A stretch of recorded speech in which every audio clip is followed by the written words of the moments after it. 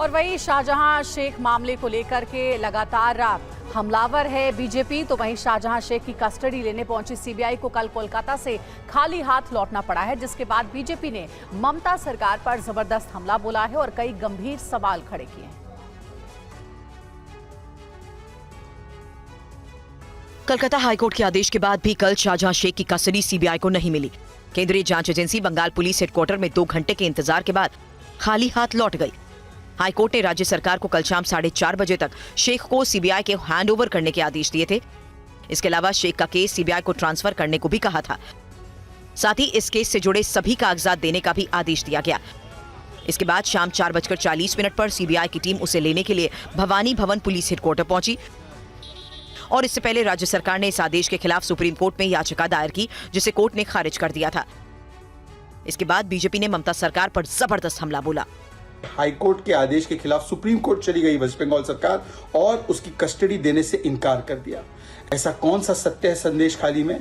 ऐसा क्या हुआ है वहां पर जिससे कि इतनी घबराती है ममता बनर्जी की सरकार?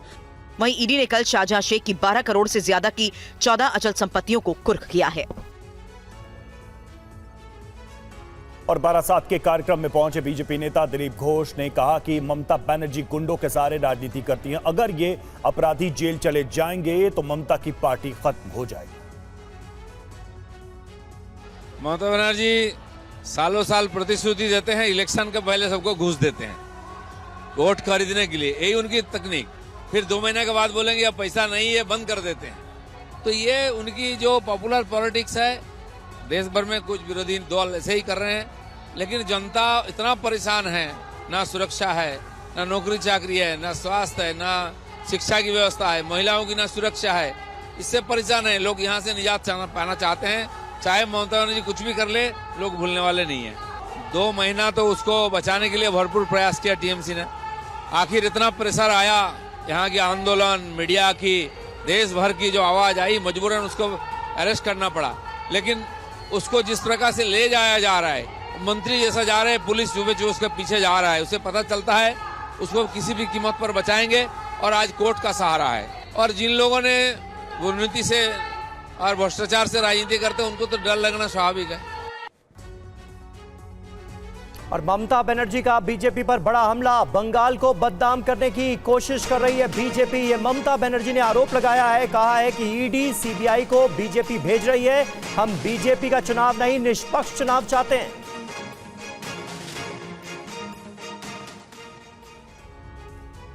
पश्चिम बंगाल की सीएम ममता बनर्जी ने केंद्र सरकार पर हमला बोला और कहा कि संदेश खाली के बहाने बंगाल को बदनाम करने की साजिश रची जा रही है। गणतंत्र गणतंत्रेर मध्य दिए प्रतिध्वनित होक, जोर करे ईडी पाठिए सीबीआई पाठिए बदनाम करे टाका बंद करे दिए जा इচ্ছে তাই করে रेल बंद করে দিয়ে কানেকশন কেটে দিয়ে সেন্ট্রাল গভর্নমেন্ট অফিসারদের একতরফা তাদের উপর প্রেসার ক্রিয়েট করে আর যেভাবে সব চলছে, আমরা চাই ইম্পার্শিয়াল ইলেকশন। আমরা বিজেপি ইলেকশন চাই না, আমরা ইম্পার্শিয়াल इलेक्शन चाहिए। टीएमसी नेता सौगत राय ने कहा कि बंगाल में बीजेपी की जमीन खिसक चुकी है, लिहाजा ये सियासत हो रही है। नहीं, प्रधानमंत्री जानते हैं कि यहाँ उनको प्रभाव उतना नहीं है, बीजेपी को यह ज्यादा सीट नहीं मिलता है, तो पूरा दम लगा के पश्चिम बंगाल के पीछे पड़े हैं। ये दुख की बात है, शर्म को भी, कि एक प्रधानमंत्री को एक हफ्ता में 3 बार चुनावी प्रचार में आना पड़ता है। लोकसभा चुनाव से पहले ममता सरकार ने महिलाओं को लेकर बड़ी घोषणा की है। अप्रैल महीने से आशा कार्यकर्ताओं का मानदेय 750 रुपए प्रति माह बढ़ाया जाएगा। संदेश खाली को लेकर पश्चिम बंगाल में महिला उत्पीड़न के आरोप में घिरी ममता सरकार ने बड़ी घोषणा की है। सीएम ममता बनर्जी ने अप्रैल से आंगनवाड़ी वर्कर और आंगनवाड़ी सहायिकाओं के वेतन में 750 रुपए की बढ़ोतरी का ऐलान किया है। इसके साथ ही आईसीडीएस हेल्प के भी वेतन में 500 रुपए की बढ़ोतरी की गई है। ওদের জন্য 750 টাকা করে এপ্রিল মাস থেকে বাড়ানো হবে। দুই হচ্ছে যারা অঙ্গনওয়াড়ি ওয়ার্কার আছে তারাও 8250 টাকার মতো পায় এরকম, তো ওদেরও 750 টাকা করে বাড়ানো হলো এপ্রিল মাস থেকে। আর যারা আইসিডিএস হেল্পার আছে তারাও ৬,০০০ সামথিং পায় এবং তাদেরটাও ৫০০ টাকা করে ১ এপ্রিল থেকে বাড়ানো হবে। তাদের জীবন শুভ হোক, ভালো হোক, আরো ভালো করে কাজ করুন।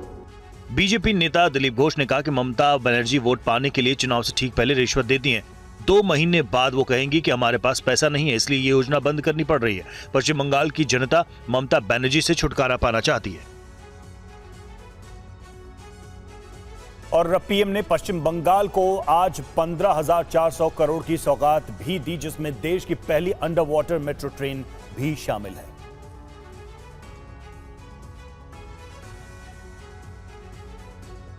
पीएम मोदी ने आज देश की पहली अंडर वाटर मेट्रो ट्रेन का कोलकाता में उद्घाटन किया।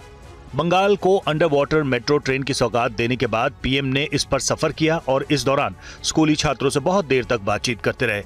मेट्रो ट्रेन जिस स्टेशन से गुजरी वहां लोगों ने उनका स्वागत किया। पीएम मोदी ने भी इस अभिवादन को स्वीकार किया। इस दौरान पीएम मोदी ने इस मेट्रो ट्रेन को जमीन पर उतारने वाले श्रमजीवियों से भी मुलाकात की और उनका अनुभव साझा किया। पीएम मोदी की एक झलक पाने और उनकी तस्वीर लेने के लिए मेट्रो स्टेशन पर सैकड़ों लोगों की भीड़ थी। पीएम ने उनका अभिवादन भी स्वीकार किया। इस मौके पर लोगों ने भारत माता की जय के नारे लगाए।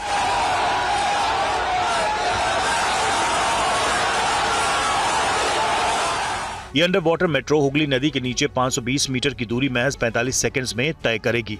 भारत में किसी भी नदी के नीचे पहली बार सुरंग से मेट्रो दौड़ेगी। हावड़ा मैदान स्प्लेनेड के बीच ये मेट्रो चलेगी। हावड़ा को कोलकाता से जोड़ेगी। ये स्टेशन जमीन से 33 मीटर नीचे है। और दिल्ली गाजियाबाद मेरठ आरआरटीएस कॉरिडोर के 17 किलोमीटर लंबे दूसरे फेज का भी आज उद्घाटन हो गया। इसके साथ ही मुरादनगर मोदी नगर के लोगों को नमो भारत ट्रेन की सौगात मिल गई। नमो भारत ट्रेन की प्रधानमंत्री नरेंद्र मोदी ने हाई स्पीड अर्बन ट्रेन नमो भारत के दूसरे खंड का कोलकाता से वीडियो कॉन्फ्रेंसिंग के जरिए उद्घाटन किया। 17 किलोमीटर के दूसरे फेज के शुरू होने से साहिबाबाद से अब मोदी नगर की दूरी मिनटों में सिमट गई है। इस खंड के शुरू होने से मेरठ रोड पर जाम की समस्या कम होगी। अब आधे घंटे में ही 34 किलोमीटर का सफर तय कर पाएंगे। दिल्ली मेरठ आरआरटीएस खंड के मुरादनगर के उत्तर में दुहाई डिपो से मोदी नगर तक उद्घाटन के मौके पर केंद्रीय मंत्री हरदीप सिंह पुरी भी मौजूद रहे। उन्होंने कहा कि परियोजना के शुरू होने और कनेक्टिविटी बढ़ने से काफी उत्साहित है। तो अभी मैं बड़े गर्व से, बड़े कॉन्फिडेंस से कह सकता हूं कि आपने जो ये आरआरटीएस, मैं आपको बधाई दे रहा हूं, आपने जो आरआरटीएस का काम शुरू किया और इस प्रोडक्ट की जो क्वालिटी है ये वर्ल्ड क्लास है। अभी इस रूट पर करीब रोजाना 3000 लोग सफर करते हैं। दूसरा फेज शुरू होने से रोजाना यात्रियों की संख्या बढ़कर 10,000 तक होने की उम्मीद है। और महाराष्ट्र दौरे पर केंद्रीय गृह मंत्री अमित शाह है। सीट शेयरिंग पर आज फैसला संभव है। एकनाथ शिंदे, अजीत पवार से मीटिंग भी हुई है।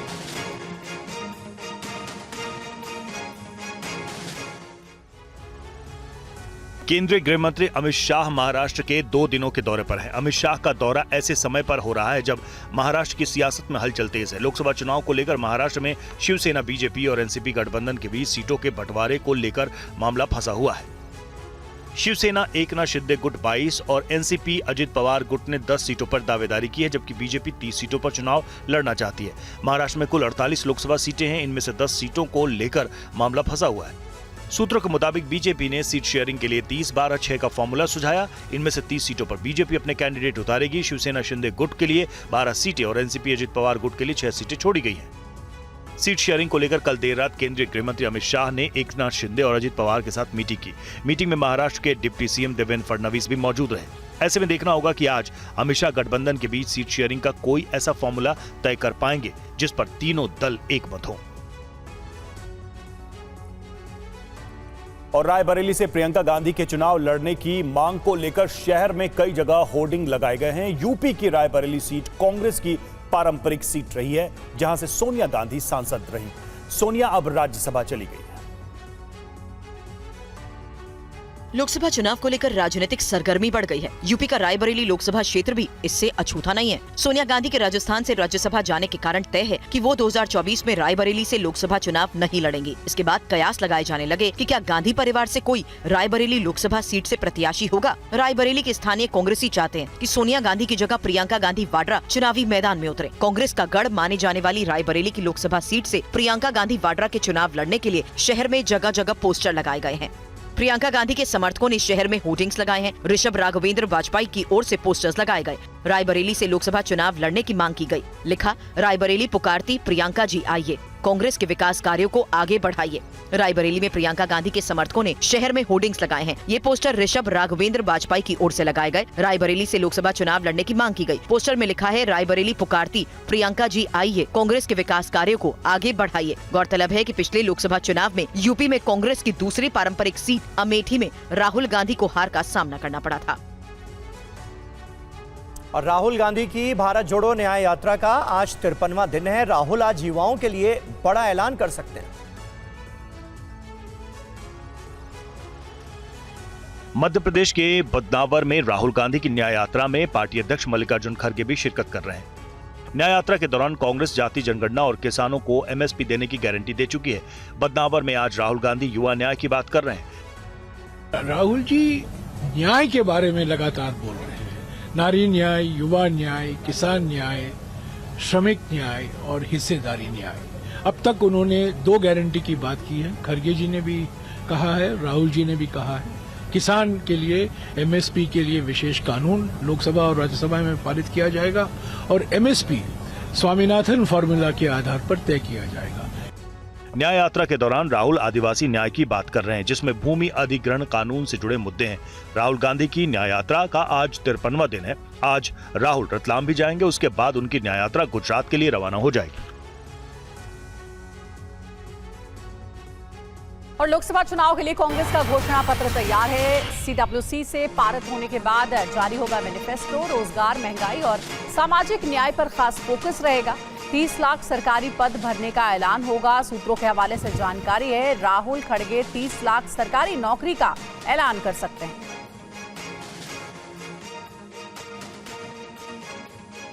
तो कांग्रेस का मैनिफेस्टो तैयार हो चुका है। बड़े ऐलान का इंतजार है। अब किसके लिए क्या होगा, TV9 पर एक्सक्लूसिव जानकारी आपको दे देते हैं। सबसे पहले युवा के लिए 30 लाख सरकारी नौकरी का ऐलान किया जा सकता है। वहीं महिलाओं को 6,000 रुपए महीना देने का ऐलान किया जा सकता है। केंद्रीय नौकरियों में महिलाओं को 33% आरक्षण की भी घोषणा हो सकती है। गरीबों की बात करें तो 72,000 साल के हिसाब से गरीबों के खाते में जा सकता है। इस बात की भी घोषणा की जा सकती है मैनिफेस्टो में। वहीं ओबीसी, जाति जनगणना, मुस्लिम सच्चर कमेटी की सिफारिश, ये सभी मुद्दे मैनिफेस्टो में शामिल हो सकते हैं। खबर दिल्ली से। दिल्ली के राजौरी से खतरनाक स्टंटबाजी का वीडियो सोशल मीडिया पर वायरल हुआ है, जिस पर संज्ञान लेकर पुलिस ने एक्शन लिया है। भाई, ये गैर कानूनी काम है। 100 से ज्यादा की स्पीड, दरवाजा खुला हुआ था, ड्राइवर म्यूजिक की धुनों पर मस्ती में झूम रहा था और एसयूवी सड़क पर इधर उधर बल खाती दौड़ती जा रही थी। भाई, ये गैर कानूनी कार की नंबर प्लेट भी नहीं है। खतरनाक स्टंटबाजी का ये वीडियो देखकर आप लोगों के रोंगटे खड़े हो जाएंगे। लोगों ने वीडियो बनाकर सोशल मीडिया पर अपलोड कर दिया। वीडियो में पुलिस को भी टैग किया गया। वायरल वीडियो पुलिस तक पहुंचा तो अधिकारियों ने एसयूवी को ट्रेस करके उसके मालिक का पता लगाया और कार जब्त कर स्टंटबाजी कर रहे ड्राइवर के खिलाफ एफआईआर दर्ज की है। आरोपी के खिलाफ आईपीसी की धारा 279 के तहत एफआईआर दर्ज की गई है। आरोपी पर जानबूझकर एसयूवी की नंबर प्लेट छिपाने का भी आरोप है। पुलिस का कहना है कि उसने स्टंटबाजी करने के मकसद से ही कार की नंबर प्लेट हटाई होगी, ताकि कोई पीछे से वीडियो बना ले तो नंबर प्लेट कैप्चर होने पर वो ट्रेस न हो। स्टंटबाजी नजफगढ़ रोड पर राजौरी गार्डन के पास की जा रही थी। और पंजाब के 2 युवक अच्छी नौकरी पाने के लिए टूरिस्ट वीजा पर रूस गए थे, लेकिन अब उन्हें यूक्रेन के साथ युद्ध लड़ना पड़ रहा है। फंसे हुए युवक ने भारत सरकार से मदद की गुहार लगाई है। यूक्रेन में फंसे भारतीय युवक ने वीडियो बनाकर भारत सरकार और भारतीय दूतावास से अपील की है कि उन्हें यूक्रेन से बाहर निकाला जाए। फंसे हुए युवक का कहना है कि 11 लाख रुपए एजेंट को देकर टूरिस्ट वीजा पर रूस गए थे। जब रवनीत वहां घूमने के लिए निकले तो रूसी पुलिस ने उन्हें पकड़ लिया और रूसी आर्मी के हवाले कर दिया। इसके बाद रूसी सैनिकों ने पंजाब के इन युवाओं को जबरन सेना में भर्ती कर दिया। वहाँ हमें जाके पता चला भी हमारे साथ धोखा हुआ है, उन्होंने हमें आर्मी में भर्ती कर लिया है। वहाँ पर हमारे साथ ट्रेनिंग दी गई। ट्रेनिंग देने के बाद हमें यहाँ पर यूक्रेन छोड़ दिया गया। यूक्रेन हमारे साथ, हमारे जो साथी थे उनको ना फ्रंट लाइन पर डाल दिया गया है। हमारे साथ और भी साथी थे और हम 7 बंदे हैं जो कि 1 या 2 दिन के अंदर हमें भी कह रहे हैं कि आपको फ्रंट लाइन में डालेंगे और आप सबको युद्ध लड़ना पड़ेगा। हम बिल्कुल भी युद्ध के लिए नहीं तैयार हैं। अब इन युवकों के परिजनों ने भी सहायता के लिए सरकार से गुहार लगाई है। परिजनों का रो रो कर बुरा हाल है। और बेंगलुरु में पानी का जल संकट गहराने लगा है। पीने का पानी भी लोगों को नहीं मिल रहा है। पानी के लिए टैंकर मंगाने पर 1500 रुपए तक देने पड़ रहे हैं। गर्मी शुरू होने से पहले ही सिलिकॉन सिटी बेंगलुरु में लोगों को पानी के लिए जूझना पड़ रहा है। कई इलाकों में पानी की नियमित सप्लाई नहीं हो पा रही। कई इलाकों से मारपीट की खबरें भी आ रही है। इधर आता है 1 दिन छोड़ के 1 दिन आता है भैया, फिर भी इतना भीड़ होता है, पानी नहीं मिलता है। पानी के लिए लड़ाई झगड़ा बहुत होता है। 1 दिन मारपीट भी हो गया परसों इधर पानी के लिए। हाँ, पानी भी नहीं मिलता है। कई इलाकों में लोग पानी के लिए टैंकर सेवा पर निर्भर हैं। टैंकर वाले भी पानी के लिए दुगनी कीमत मांगने लगे हैं। पानी से नहीं आ रहा इधर से भी बहुत तकलीफ है। एक गाड़ी बोला तो 3 दिन 4 दिन होता। 1000 रुपीज बोल को 1500 बोल रहा वो 800 700 800 आज चल को 1500 अब 2000 होता है कि मालूम है। अभी 2 महीने में प्लीज हमारा कावेरी कनेक्शन कराए तो भी अच्छा था। वो बहुत तकलीफ हो रहा पानी का। पानी की समस्या से निजात के लिए सरकार के प्रयास नाकाफी नजर आ रहे हैं। बेंगलुरु जल संकट पर कर्नाटक के डिप्टी सीएम डीके शिवकुमार ने कहा कि प्रदेश के 50% बोरवेल सूख गए हैं। और अब एक अजीबोगरीब कहानी। जेंडर चेंज करवाकर एक शख्स का प्यार परवान चढ़ा, लेकिन अनबन होने के बाद दीप तनवानिया नाम के शख्स ने ऐसी वारदात को अंजाम दिया कि वो कानपुर पुलिस के हत्थे चढ़ गया। कानपुर के फजलगंज थाने में खड़ा ये शख्स दीप तनवानिया है। थाने में मास्क लगा ये दूसरा शख्स रोहन यादव है। पुलिस के मुताबिक इन पर इंदौर में 17 मुकदमे दर्ज हैं। आरोप है कि इन्होंने वैभव शुक्ला नाम के शख्स की कार को आग लगा दी। दरअसल मामला शुरू होता है प्यार मोहब्बत से। पुलिस के मुताबिक दीप और कानपुर के रहने वाले वैभव दोनों के बीच सोशल साइट इंस्टाग्राम के जरिए प्यार परवान चढ़ा। बात शादी तक पहुंची तो दीप तनवानिया ने अपनी ब्रेस्ट सर्जरी करवाकर अपना जेंडर चेंज करवा लिया, लेकिन कुछ दिनों के बाद दोनों में अनबन हो गई। तनवानिया ने वैभव को सबक सिखाने का प्लान बनाया और ऑनलाइन से किराए पर स्कूटी खरीदी, पेट्रोल भरवाया और उसके बाद साथी रोहन के साथ मिलकर वैभव की कार पर पेट्रोल छिड़ककर आग लगा दी। और केंद्रीय मंत्री हरदीप सिंह पुरी इस वक्त संदेश खाली मुद्दे पर क्या कह रहे हैं, आइए सुनते हैं। रुकावट डाल रहे हैं और 50-55 दिन हो गए ऑलरेडी। तो मैं समझता उस पे भी you wanting to come to the centre to get a stay. So I'm not going to comment on that because from what I can see that it is going to be mentioned here. I'm just talking about what the Calcutta High Court has said and done. Anand.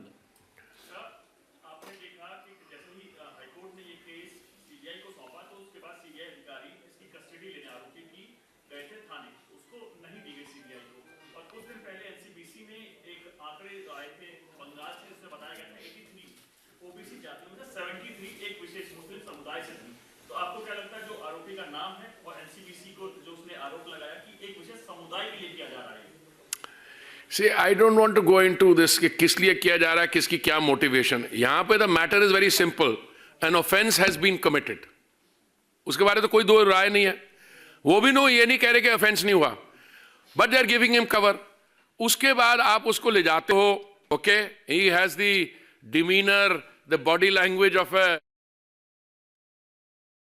तो एक क्या है, state police is completely biased.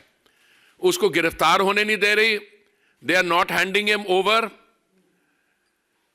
और CBI की जो उन्होंने order किया कि इन्वेस्टिगेशन सीबीआई को दी जा रही है, उसके खिलाफ who is appealing to the supreme court? ये this is a very interesting question. Normally जो रेपिस्ट होता है और जिसके खिलाफ ये होता है, he tries to go up. No, it's not that person is appealing, it's the state government which is coming to the supreme court. ये मैं पहली बार I am coming across a case like this, but कुछ इंसानियत भी होती है. And a situation where women have agitated. ED officers have gone there and so it's not only a complete breakdown in the law and order situation, but उनकी जो value system है, और ऐसे आदमी को स्टेट गवर्नमेंट कह रही है इसको मत ले जाइए.